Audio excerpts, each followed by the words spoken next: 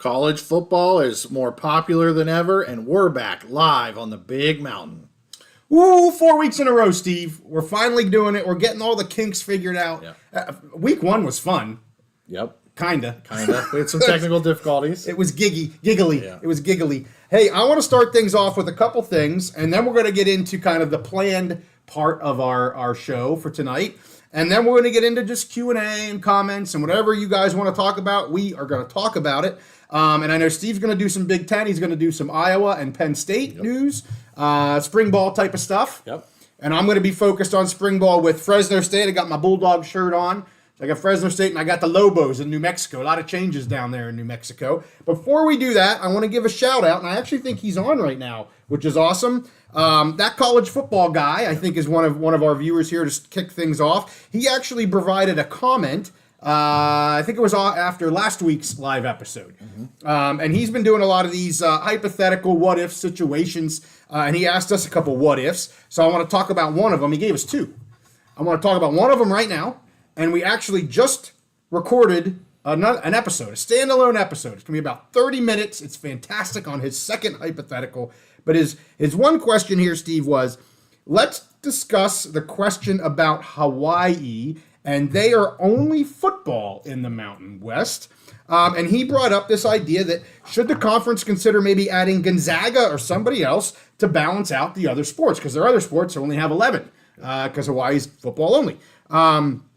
And so he mentioned that the Big 12 is maybe a little unsure about the Zags, and what are your thoughts? We've mentioned this a little bit before, long time ago, 2 months ago, I don't know how long ago, a while back. Let's bring it up again. It was a great comment, and it's a Mountain West comment. Yeah. So let's talk about it. What do you think about the Zags?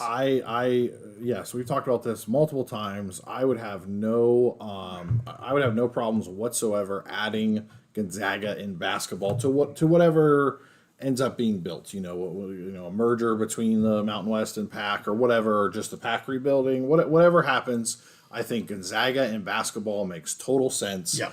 Like you said, Hawaii is football only. I have some reservations about Hawaii in general, but there are some cool things about them being in the conference. But as far as basketball, and I don't know if Gonzaga has any of those other Olympic programs, how many they run. Yeah. But for basketball, they are phenomenal. They would make an already really good, solid basketball conference even better. So I'm all for it. I'd love it. Yeah, I think it'd be great. And it would be good to get a 12th team for now in there, whether it's the Zags or somebody else.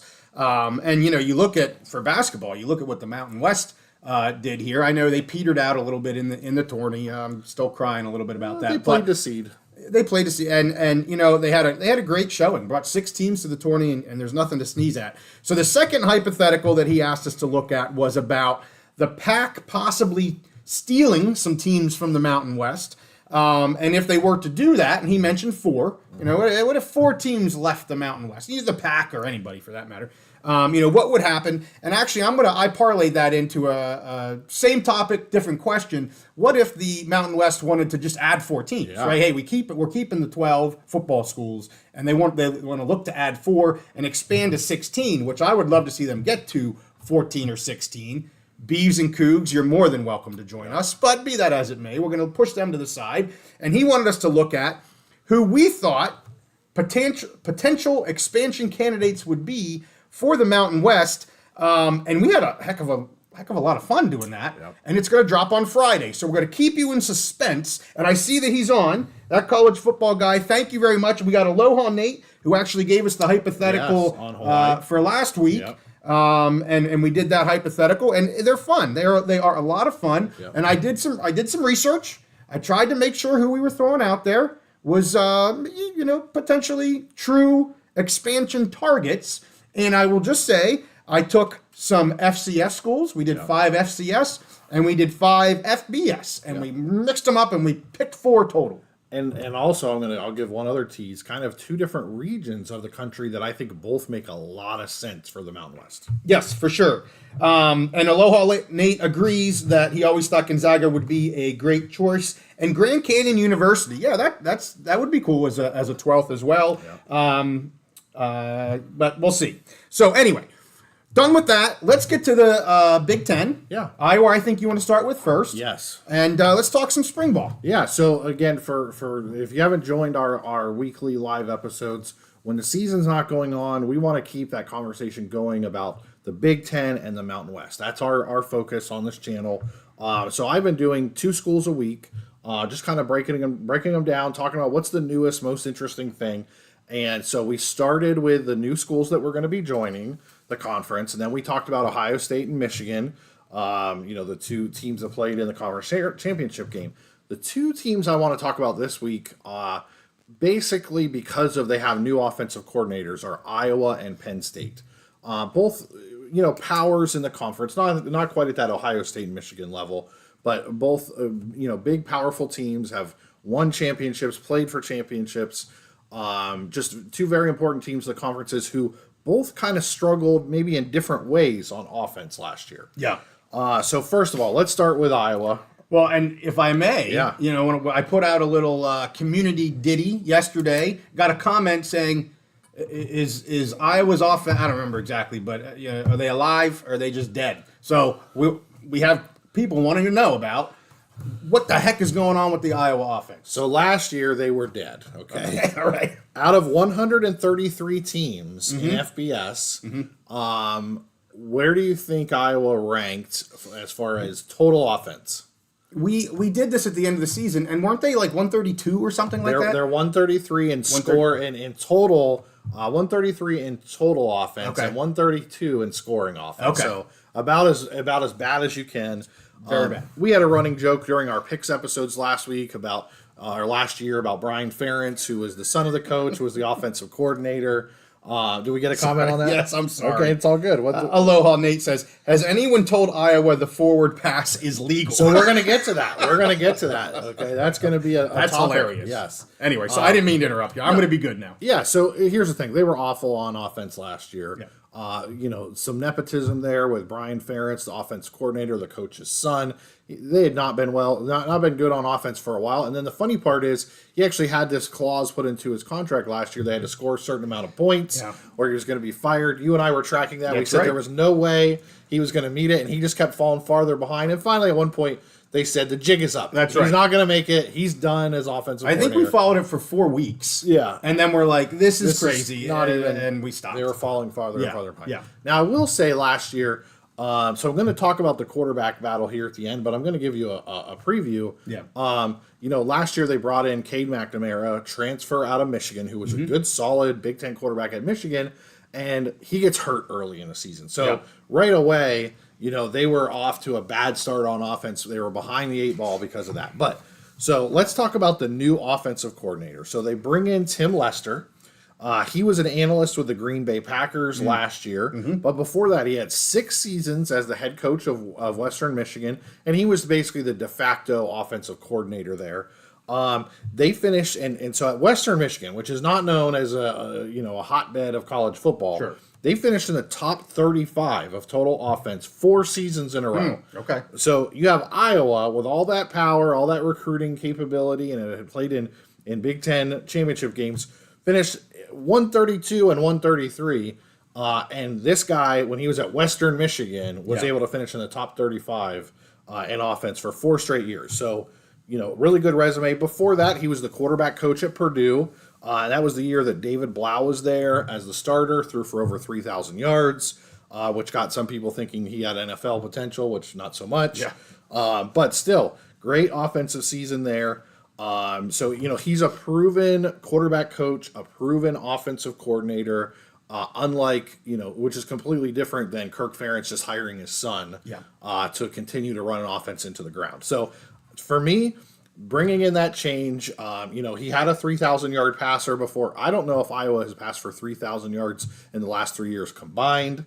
I think the sky is the limit there for the Iowa offense. I mean, when you're 132 and 133, when I say the sky is the limit, they're so low. Okay, all right. They're going to go up, and I have no idea how. I mean, could they get up in the top 35 like he had at Western Michigan? Ooh. If he could do that at Western Michigan, now obviously the defenses in the Big Ten, you're going to play whatever. Yeah. But I think there's reason for hope and optimism. He is a quarterback-centered offensive coordinator. So that's going to be the balance. Iowa, they like to run the ball and play good defense. So they're bringing in an offensive coordinator who has that track record as a quarterback coach and actually likes to throw the forward pass, understands that the forward pass is legal in response to our comment there. I think there's a lot of potential with him coming in. Do you have a comment on the new? Well, I just wanted to say, even the bowl game I watched, any forward pass that they did throw, the receivers had butterfingers for Pete's. They couldn't even catch jack crap. And I felt bad because you could see the quarterback was the whole offense was struggling to do any passing game. But even when he got a good ball out, maybe it's because the receivers were shocked that the ball was coming to them, and they dropped the damn thing. So here's the thing: they didn't have a great receiver core, and so we talked about McNamara being hurt. Well, here's the thing: their number one receiver last year, their most talented receiver was was a tight end. Actually, maybe their top two were tight ends. Right. But so you had potential All-American Luke, I think it's Lachey. It's Leachy or Lachey. He got hurt early in the season, was out. He was a potential All-American, potential first or second round draft pick. So they lose their starting quarterback last year, and they have their best tight end, who's their best offensive weapon, gets knocked out early. I think if you're in a boy band, it's Lachey. If you're a football player, it's Leachy. Leachy, okay. I don't know. Okay. So anyways, they are bringing back a lot of players this year. They have their top 3 running backs back. Yeah. So, having a run game is good. Even if you're going to try and throw the ball some, you want to have that. You want defenses playing against the run. They're bringing their top 3 running backs back. Now, I think their entire wide receiver room is back. I don't know if that's good or bad. Right. However, they are getting their tight end back. Leachy, whatever. Go with Lachey. Yeah. Or Leachy. Really Leachy. Yeah, really talented guy. I believe he missed. I think he was hurt maybe just prior to the Penn State game last year. I know Penn State fans were glad he didn't. We were glad he didn't play in that game because he is a real threat, a real weapon, and McNamara is back again. I think you bring in a new offensive coordinator that actually wants to spread the ball around. Challenge defenses. If you can get McNamara back and healthy and get your number one offensive weapon back and healthy, they already had a good offensive line. Yeah. They have a solid defense that's going to create turnovers and give you opportunities. They have their starting running backs back. So I'm not saying that Iowa is going to be gangbusters on offense this year, but when I look at this, and I'm not an Iowa fan, I think there's a lot of reason for hope that they will actually have a pulse. And do enough on offense to be competitive. They're no longer in the Big Ten West. There's no Big Ten East or Big Ten West anymore. So they have to make it on their own credentials. They can't just hope to sneak into that Big Ten West champion spot. And honestly, I think their fans should be hopeful about their offense this year. Okay. All right. Well, I kind of like this idea of a prop bet. And that college football guy says, do you think maybe there's a prop bet to see if Ohio State can score more points in one game than Iowa can score the entire season? If you took that last year, it would have been great. Good. I don't know if they'll offer that this year. Okay, all right. So you're saying this year stay away from that prop bet. So this is what I think we should do. So for our viewers that weren't here with us during the regular season, we do every Wednesday we do our picks episode, where we're hoping to do those live this year. It's kind of our trial run. We'll see how it goes. Keep twisting my arm. Yeah, so I'm hoping that we do those live. So we will have our bets throughout the fall, throughout the season. What I think we should do is I think we should hold the new offensive coordinator to that standard that Brian Ferentz was held last year and see if he can beat that. I like that. That's a good idea. And for new people, I know we got about 13, 14 people on. Hey, just keep adding those chats down below or those comments down below. We love them. We'll try to get to most of them. That's kind of what we started as, Steve. We started as we wanted to be a prediction / pick episode or pickers of games just for the Mountain West. And my goodness, we've grown slightly more than just that here in the first 7 months. But our first that's what we like to do. Our enjoyment is making the picks. I'm looking forward to being college football season again. Making picks. As everybody knows, I struggle to talk sometimes. So, are we done with the Hawkeyes? Are we ready to move on to your Penn State Nittany Lions? Yes. So, as everyone knows, I'm a Penn State fan, but I'm going to try and keep this unbiased. I think I was pretty critical last year of Penn State's offense, of where they needed to be to take that next step, and then where they ended up being.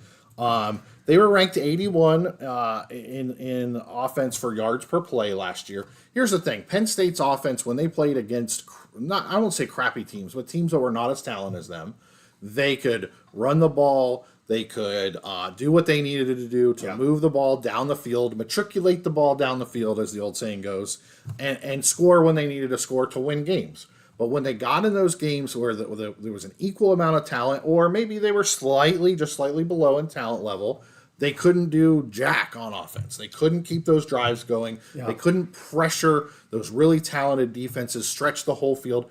Mike Yursich was the offensive coordinator last year. He got fired after the Michigan game. They had first-year starter Drew Aller was the quarterback, and he's still the quarterback this year. Very talented kid, had a great touchdown interception ratio last year. Was like 24 to 4 or something like that for touchdowns interceptions. Really efficient quarterback, but just seemed, especially when Mike Yursich was there, to be afraid to push that ball down the field and take risks. Totally. Now, I will say, towards the end of the season, once Mike Yursich was gone and they were kind of doing the offensive coordinator by committee, he seemed much more comfortable, and they did push the ball down the field. Now, their final game of the regular season was against Michigan State, who they were kind of a shell of themselves. Yeah. So not a good test, but they were all of a suddenly, you take Mike Yursich away, and you take some of those restrictions off, and they were pressing the ball down the field, and that's what we're hoping for this year. Now, so Penn State brings in their new offensive coordinator, Andy Kotelnicki from Kansas. He was the offensive coordinator in Kansas last year, where Kansas was 8th in the FBS in yards per play. So you have Penn State 81st in yards per play, and you had Kansas was 8th in yards per play.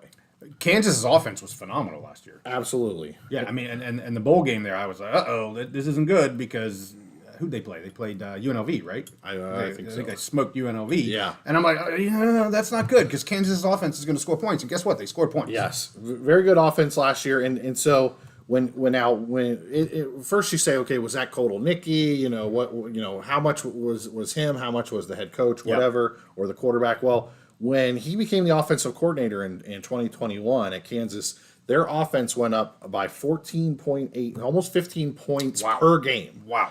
That's a massive jump, which is huge. So Kotelnicki was previously to Kansas. He was the offensive coordinator at Buffalo. He had a record-breaking offense there. They were in, I think, the top 20 in the country in a lot of offensive categories. Set all kinds of records for the MAC and for Buffalo. So he has had continued success everywhere he's gone as an offensive coordinator and as a play caller. The funny thing is, he actually runs a lot of schemes, a lot of things similar to Mike Yursich in the past, which can be good as far as familiarity. But a big thing with him is he's setting the defense up to be put into positions that they have to make a decision. I'm either going to cover this guy or that guy. Mike Yursich's offense sometimes was, we want to get a matchup where we have one guy beating another guy, and if that receiver couldn't beat that guy, there was nobody open, nowhere for Drew Aller to go. So Kotelnicki's system is similar, but his style or his philosophy is different. Okay. I don't want to just play it safe. I want to put the defense in positions where they have to make a choice. They're not comfortable. Now, I will say the quality of defense played in the Big 12 is nothing like what's played in the Big 10. Yeah. So we'll see how that works, against Big 10 safeties versus Big 12 safeties. But, again, anything that can make this quarterback more comfortable and specifically more comfortable challenging downfield instead of playing an 8-yard offense and an 8-yard box all the time. Yeah. Well, and I think a couple comments.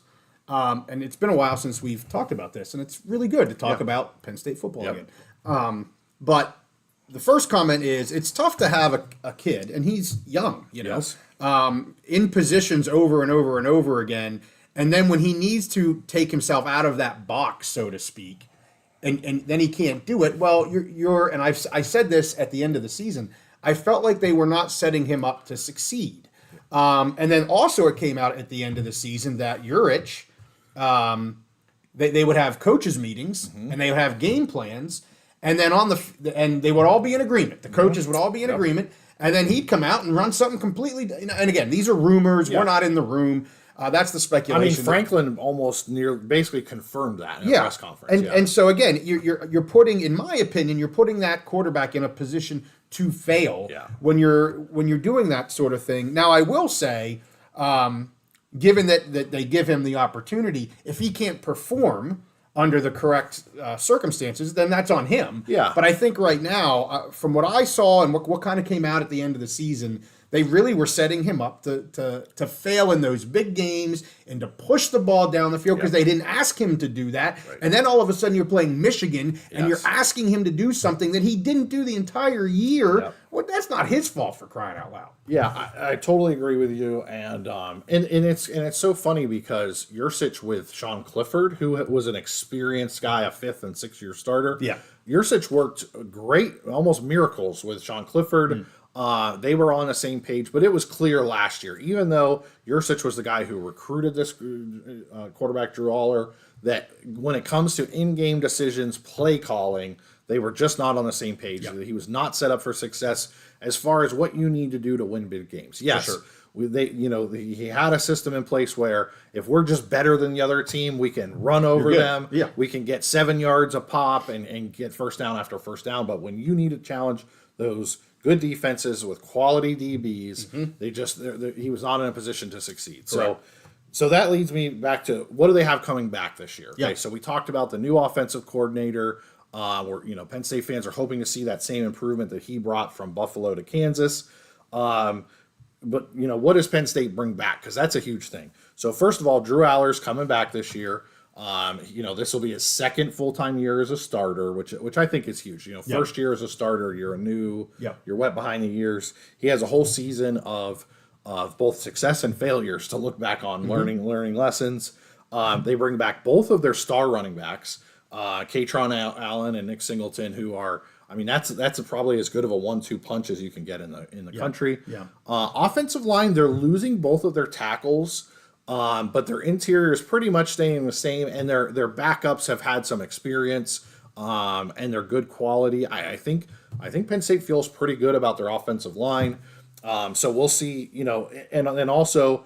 They are bringing back their entire wide receiver room. Pretty much, there was one guy, Cephas, that kind of moved on before the end of the season. Okay. But other than that, they're bringing back their entire wide receiver room. I don't know if that's good or bad. Yeah. Because the receivers just did not perform well that last year. However, the tight end room performed really well. They are sending one guy to the NFL, but they have 2 or 3 really good weapons at the tight end. And Kotelnicki has been. There was a question on how he would use these tight ends, and he's been. He's going to use them to create those matchup problems in the defense of, hey, you can either cover, if you want to double cover one of our speed guys, or you got to cover this running back out of the backfield, or we have these 2 tight ends that can stay in and block, or they can challenge you over the middle of the field. They can do a lot of different things. So there's a lot of weapons there. I think the jury's out on this offense, though. I think it's one of those things you got to wait and see. Yep. I think very clearly they can be, as an offense, what they were last year, which was good enough to go 10-2, get those solid wins, and be another 9-3, 10-2 team. Aller can do basically what he did last year, which is protect the ball, get some first downs. But the jury is out. Can they? So they're going to be playing. They're going to be playing Washington, who's losing some talent from last year. They're playing Ohio State again. They're playing USC, which has tons and tons of talent. Yep. So when they get into those big games, can they challenge those defenses that are talented enough to win those games and get where they want to be? No question in my mind, can they be a 9-3, a 10-2 team again? But they've got to show some offensive improvement. Now, we're not talking about defense today, but I think the defense will be just basically what it was last year, good enough to get them to a playoff spot, into a national championship game potentially. They have that level of defense, but the jury is out on this offense, and we may not know until one of the first games of the season is at West Virginia. Yeah, good solid team. That'll be a good road test, and at USC also early in the season. We'll get kind of an idea of what we can expect when they host Ohio State later in the season. Right. Yeah, for sure. Very, very good team. They've been very, very good for a while. Can they become a great team? That's, like you say, that's the jury that is out, and we'll have to find out. We'll find out here in a couple more months. So I saw we got Squeezed Money in the chat, and he's asking if he missed the Mountain West. So Squeezed Money, welcome back again, one of our loyal viewers, and I think JY is going to take us into the Mountain West. We're going to go into the Mountain West. We got Steven here as well. Hi, Steven. Welcome aboard again. Throw some comments down below. We appreciate our mainstays being here with us, supporting the Big Mountain. I'm going to go over Fresno State, and I'm going to go over New Mexico, the Lobos. A lot of turnover there. Squeeze Money, just want to let you know we do have a cool episode coming out on Friday, hypothetical, with the Mountain West, so make sure you check that out. But let's get into Fresno State. So they started practices back on March 15th. I think at this point everybody's into several practices. They're just today they had their 5th of their 14. Their spring game is on April 27th. This will be the 3rd year under head coach Jeff Tedford, and they returned 13 starters here. So that's really solid. 8 on offense, and they've got a very good offense. I'm going to go over some of that here in a minute. They returned 5 on defense, so not quite as returning quite as many guys. 25 players are in their final year of eligibility with the Bulldogs, so they are a senior team. Some of them do have red shirts available, but experience. They've got a lot of experience here.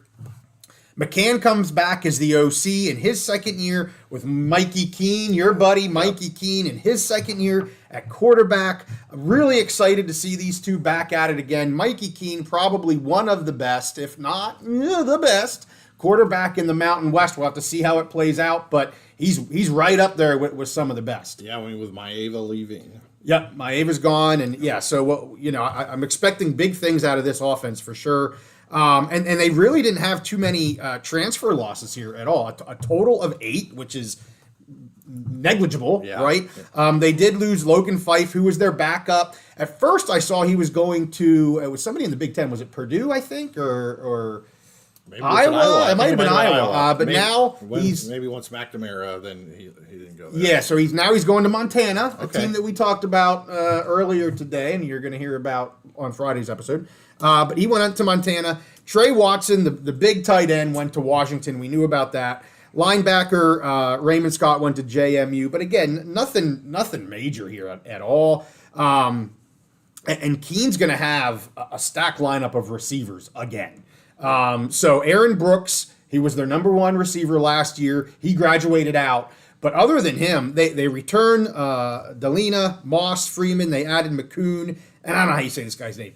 Malululu? I don't know. But they added these guys, so a very, very strong receiving core. Great passing game last year. Running game, not quite there. And that's where I kind of gave them the knock at the end of last year. They returned Sherrod. He was their number 1 go-to featured back last year. He's going to be again this year. I'm hoping that there's going to be some younger talent that can help him out here, because really what happened to this team when Mikey Keene went out, they lost that dual threat. Sherrod is not that beast back that's going to carry the load. Now he's a year older. Hopefully he beefed up. I'm really concerned about the Bulldogs running game. They're good enough when Mikey's there to do what they need to do, but they don't have a star stud back here, at least in my opinion. Last year Sherrod racked up 966 yards with 9 rushing touchdowns. Serviceable, but not stellar either. Their biggest addition here, at least on paper, came from Corey Foreman, a defensive lineman from USC. He had 3 seasons down there. He appeared in 26 games down there. So really strong ad on the defensive side. And also, I think it's worth noting here, I mentioned to you this earlier, that the Dog Pound, their fans, top attendance, not only in the Mountain West, average attendance, not only in the Mountain West, but all of G5. 39,939. So 40,000 people on average attending Bulldog games. Way to go, Fresno. That's job, awesome. Bulldog fans, for sure. They start their season in Ann Arbor, Steve. Yeah.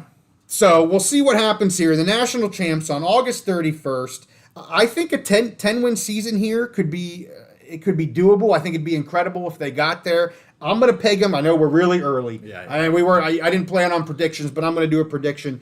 I'm going to go with 9. I think they got a 9-win season with the potential 10th win happening in a bowl game. Yeah. So I'm anxious for this team. I know you're a Bulldog fan. I think Fresno State might be your go-to here with the Mountain West if you had to pick one. Yeah, and I would say, we've talked a lot in the offseason about Boise State and the opportunity they have this year.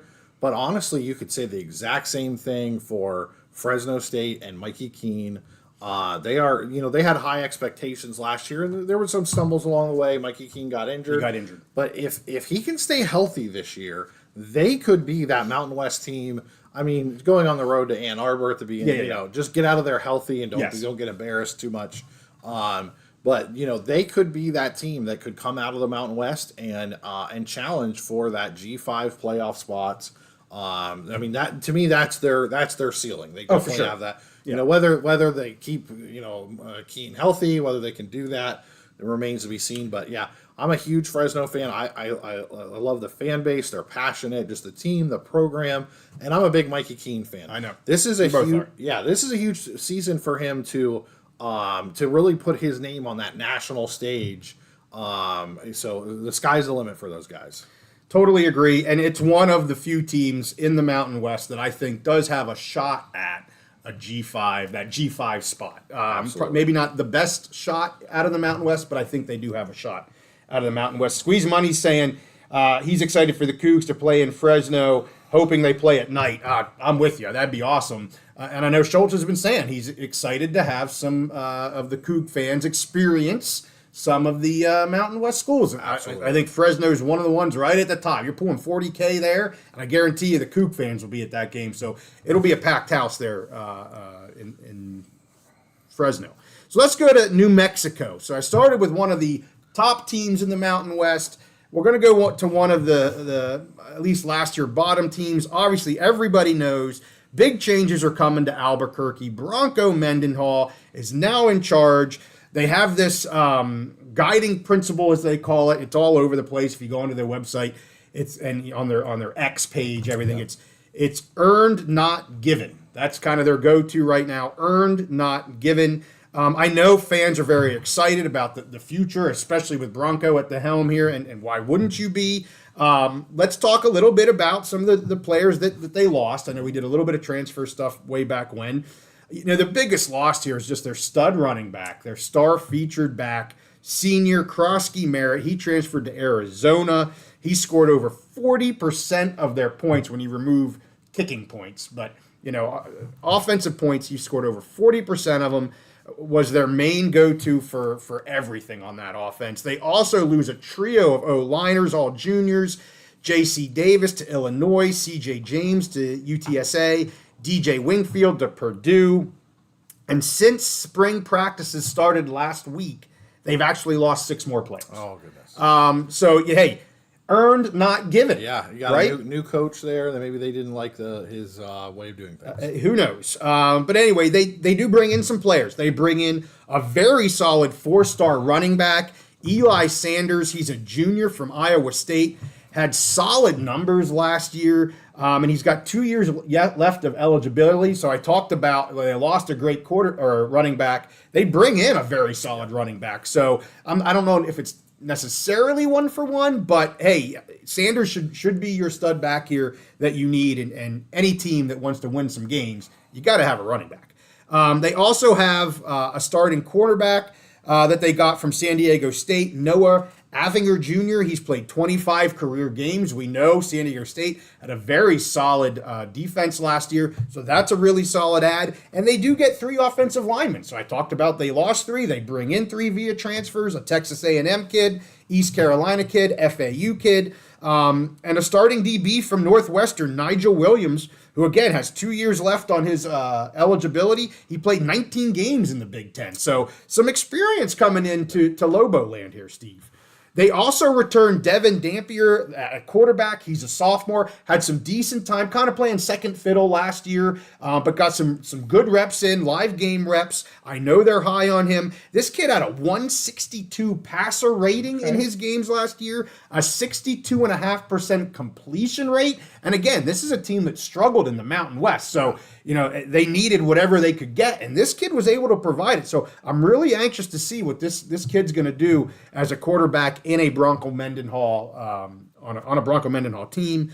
He also averaged over 5 yards per carry with 4 touchdowns. So he's got that dual threat capability. So I don't know if they're going to get there in 1 year, but certainly give Bronco a year or 2 or 3. And I think you mentioned the sky's the limit for Iowa. I don't know if the sky's the limit for New Mexico. And I actually think, I'm going to go back to predicting 3 to 4 wins again. They got 4 last year, which to me, they overachieved. I did not have them at 4. I actually picked them to be under. I think it was 2.5. Yeah. So they ended up at 4 wins. I see them at 3 or 4 again. That's just, I think, where they're going to be at. Unless the Sanders and their quarterback can just run crazy havoc, I think it's asking way too much in year 1 of a Bronco Mendenhall tenure here. What do you think? Yeah, I'll just say, it's a total rebuild for New Mexico.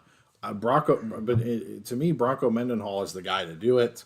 I have no idea as far as wins or losses for next year. We'll see. Yeah. How this new roster comes together.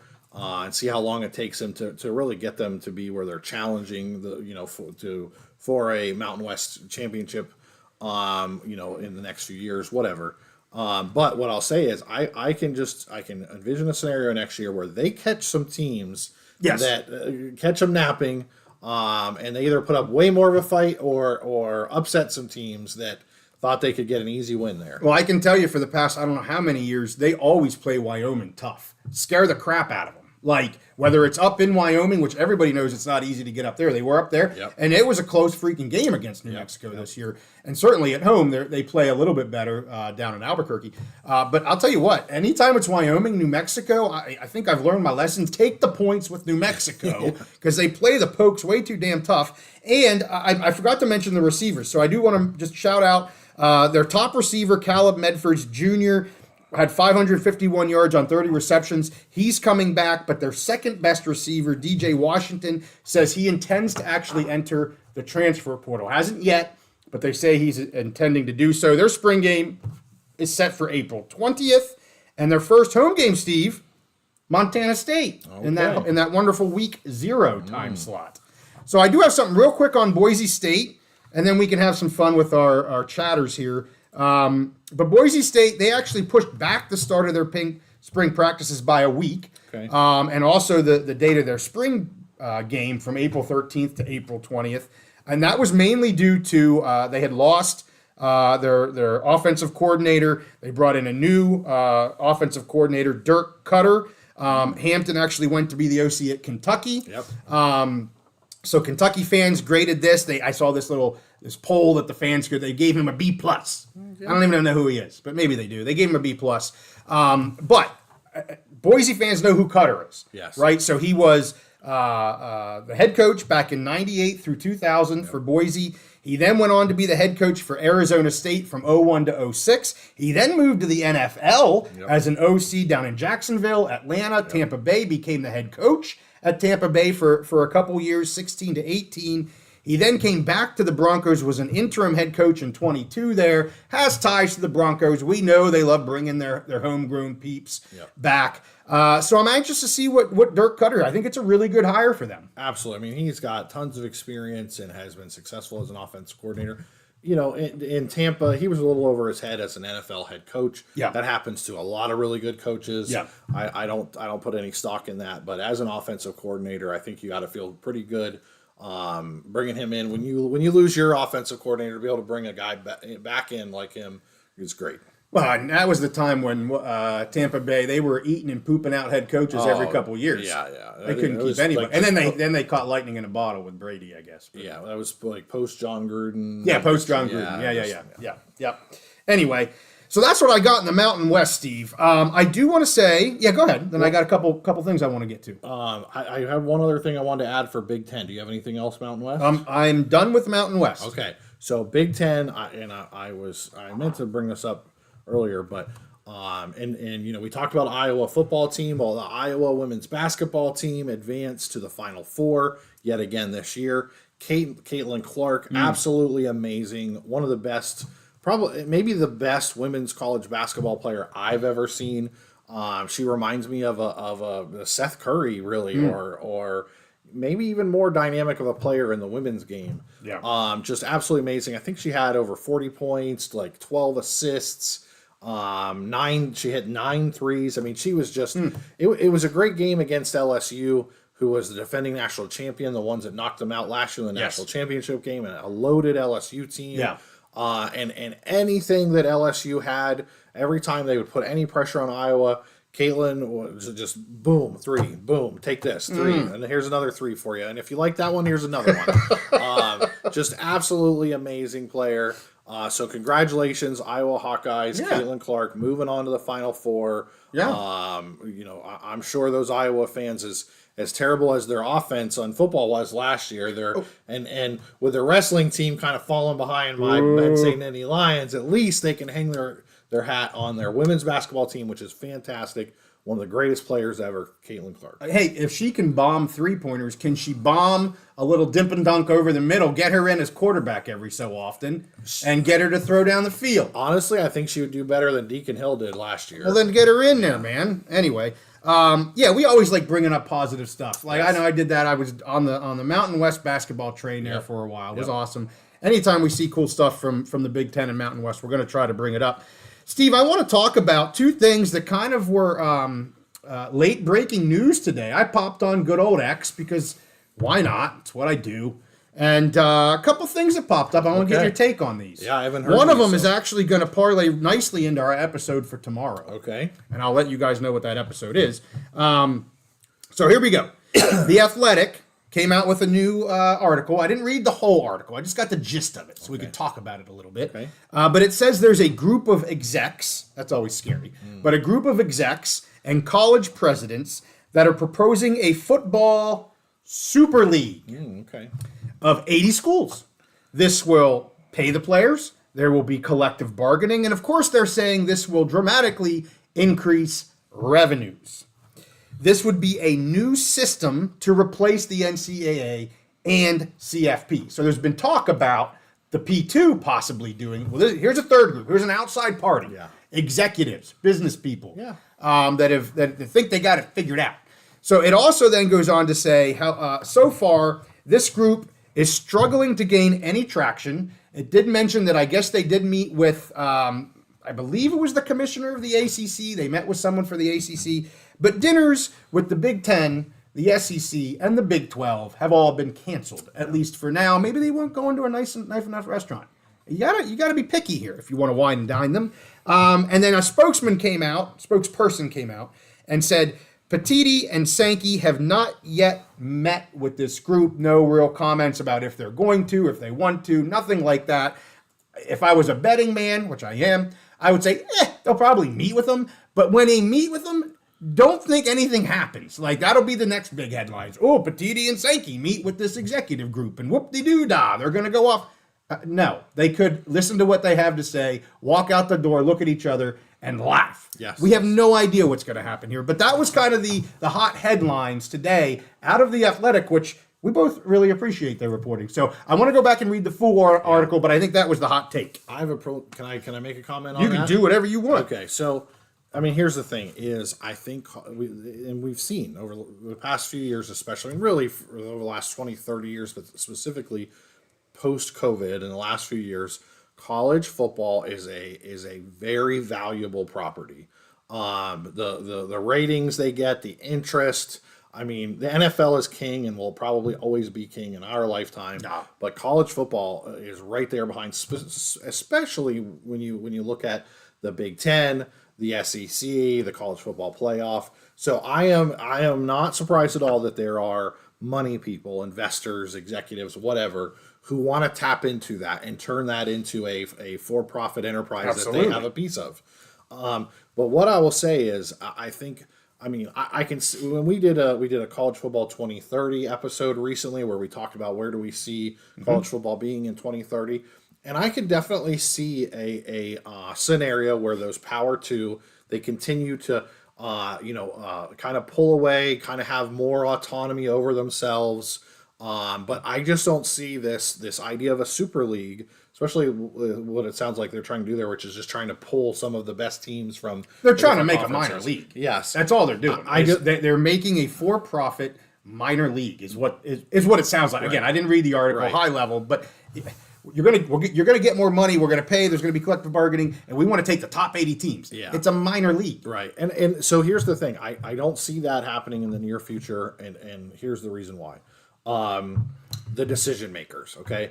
The president, well, let's talk about the SEC first. The presidents and their commissioner, Sankey, they are very confident in the product they already have. For sure. They feel like their product is already darn near perfect.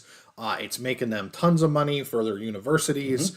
They have great, massive media contracts. They're performing at the highest levels. So what do they really have to gain from something like this? And so there's that pride. I mean, yes, you can always make more money, and who knows, in another 6 or 7 years, that conference might be able to do a new deal and make even more money. Sure. But they have a lot of pride in the product that they already have. Agreed. And they have their fan base that they don't have to go searching for other fans and expand into other countries like the NFL is trying to do. They have their fan base, they're making money, and they believe they're the best product on the planet, okay? Big Ten, same thing, maybe in a little different way. Yeah. The Big Ten presidents and their commissioner, they believe that they're the best product, and they're making tons of money. And the Big Ten presidents, they take a lot of pride in, hey, we can have success on the field, but also have great academic success. We can combine those. And the decision makers are university presidents. Right. Yes, they want to bring in money to their universities, right, but they want to do it in a certain way. And they take a lot of pride in, hey, we're doing things the right way. Absolutely.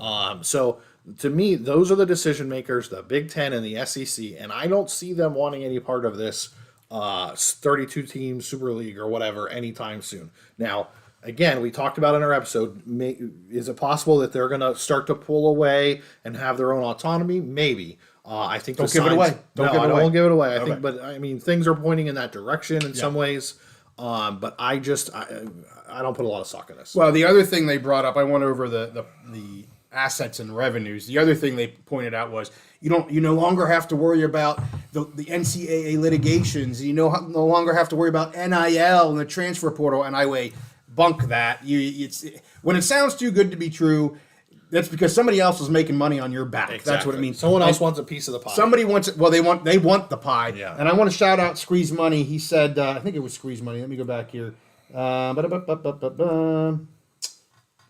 was it at? I'm sorry. No, it was Aloha Nate. He says private equity and public universities are a bad idea, risking tax exempt status if paying profits to shareholders. Yeah, it just doesn't sound great. I agree with him. And then also, we got Big Mama. Mama 69. We got Big Mama 69. Big Mama 69 is back okay. on. Yeah. Yeah. Big Mama was the star of the show last week, so I'm glad that she's back.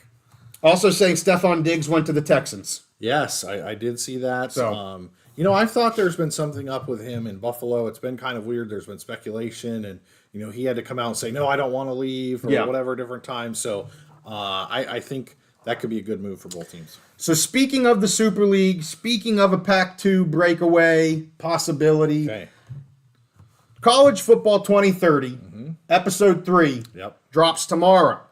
So we get into that exact scenario. Yep. It's going to be called a P2 breakaway question mark. Steve has 3 main topics that we go over. We ask questions, we have dialogue, and of course at the end, if you've seen any of our College Football 2030 episodes, we tell you what we think is going to happen in 2030. Yep. So make sure you check that out. If you don't know what I'm talking about and you don't know about our college football series or College Football 2030 series, check out our channel because we have already done an episode on the NCAA. We've done an episode on the college football playoffs. This is going to be an episode on the P2 and maybe a breakaway or what the heck what are they going to be doing in 2030? And then the fun guys are left, the 4 and 5. It's going to be who's in the P2 by 2030 and where's everybody else going to be at. Yeah, so we're going to game out and kind of project out what we think the conferences are going to look like in 2030. So this episode that's dropping tomorrow is more of a discussion, and then the next 2 months we will actually produce what we think. We're going to put it out there, what we think the conferences are going to look like. It's a fun exercise, and we want you guys to check out those videos and comment. Give us a discussion, because we want that to be an ongoing discussion. It's not just the, hey, what's the exciting news today? It's more of a, how is this going to look 5-6 years from now at the end of the decade? And it's a great continuing discussion. And it's interesting because the one we did last month on the college football playoff was actually, it was like a week or days before the finalized deal came out. And, you know, I patted ourselves on the back a little bit. I think it's holding water right now, especially given, you know, what came out of that. You can check the timestamp because we didn't cheat. No. And there was a lot of back and forth at that time. For where sure. It looked like the Power 2 was maybe could go do their own thing if they didn't get what they want. And pretty much what we said was going to happen in the short term, that happened. Yeah. Yep. So the other thing I want to bring up, it's not a Big Mountain podcast if we're not talking something with the ACC, Steve. So I got to bring something up with the ACC. And I know Big Mama 69 is a Clemson fan, and this has to do with Clemson. So I'm killing two birds with one stone right now. I hope Big Mama's still listening to us. But it just broke again. I just saw on X that an affidavit was submitted. I didn't see the actual affidavit, but I got the gist of what it was. An affidavit was submitted in North Carolina by the ACC. And this affidavit states that a Clemson employee told a service processor they were instructed not to accept anything this week. This was the week that the filings were occurring. Okay. And that was when they were attempting to serve the complaint to the Clemson president. Now, I don't have exact dates. I tried to look and get them all here. I don't know if, and you know, if it's, I don't think it's going to be worthy of an episode. We said we want to focus on hearings at this point.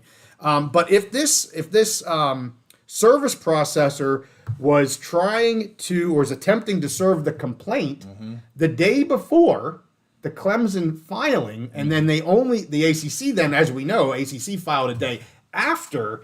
I hate to break this to any Clemson peeps, but if there's an actual physical denial of a service processor, that's just as good as if you got served. Whether you physically got the serving or you did not, you've been served. Sounds salacious. It sounds salacious. Again, I don't know the details of it. I don't know why the ACC would be bringing it up if there wasn't something more there with the dates. But man, I'll tell you what, every daggone day there's something going on with the ACC. Their lawyers are making bank. Oh, yes. A lot of billable hours. Whew. You know, my favorite part about making the ACC videos Yes. is when we go through and we say over and over again that the Big Ten presidents value AAU membership. However, it's not an end-all be-all requirement. Yes. And then we love the comments, especially when they reply and say, "Did you guys know that AAU membership is not a requirement of the Big Ten? Did you guys know the last two commissioners said that?" Yes. Really? Huh? I know you appreciate those Yes, comments. I do. Yes. But hey, we love all comments. Yes, we I do, am we not do. going to knock comments, even though you go, were they listening? Yeah. But that's okay. I'm not here to judge. I'm here to say thank you for watching The Big Mountain. That's what we're here for. I think we've gotten up to maybe 15-ish at our high here. We appreciate Steven, college football guy, Aloha Nate, Big Mama, Squeezed Money. I don't think I missed anybody. I know we got a few on just watching and listening to us bloviate like we do. Yeah. You know what, Steve? We're about at the hour mark, and we've been trying to keep these to an hour. I hit the couple hot topics I wanted to get to. Is there anything else you want to talk about? No, I'm just spring ball. I'm excited. We got spring games coming up. So every week we're going to have something to talk about here as spring goes on. A lot going on. We're going to continue to try to do these. Pretty sure we're good to go for Wednesday again next week. Hopefully we'll try to keep these on Wednesday at 8:30 to try and be consistent for everybody. And hey, just as a reminder, again, we got that 2030 episode coming out tomorrow. We've got that awesome hypothetical question from that college football guy coming out on Friday. A lot of good stuff happening here on the mountain. We thank you guys for watching. We'll see you next time on the Big Mountain.